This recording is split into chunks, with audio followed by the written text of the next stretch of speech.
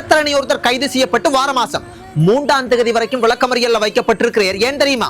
அவர் மீது சாட்டப்படுற குற்றம் அவரினுடைய அலுவலகத்துல ஒரு வேலை செய்த பெண், அதுவும் கஷ்டப்பட்ட குடும்பம், அந்த பெண்ணை சாப்பிடும்போது மதிய சாப்பாட்டுல மயக்க மருந்து கொடுத்து 3 மாசம், அந்த பெண் இப்ப கர்ப்பமாயி 3 மாசம். யோசிச்சு பாருங்க, இதனுடைய பெரிய ஒரு சாப்டர். இதனால அந்த பெண்ணினுடைய வாழ்க்கையே இன்றைக்கு நடுத்தரவுல நிக்கிற மாதிரி இருக்குது.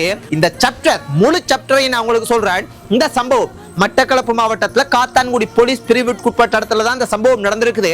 அந்த பெண்ணினுடைய விஷயத்தை நான் முதலாவது சொல்றேன். அந்த பெண் ஒரு கஷ்டப்பட்ட வறுமையான ஒரு கஷ்டப்பட்ட குடும்பத்தை சேர்ந்த பெண். சோ கஷ்டத்தினாலே இந்த சட்டத்தரணியினுடைய அலுவலகத்துல வேலைக்கு போறாங்க.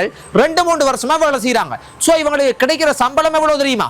ஒரு 60,000, ஒரு 70,000, ஒரு 80,000, ஏன் ஒரு 40,000 வைங்களேன், சரி ஒரு 30,000 வைங்களேன். அதுதான் இல்ல, மாசத்துக்கு ஒரு 12,000 கிடைக்கிறதே பெரிய விஷயமா.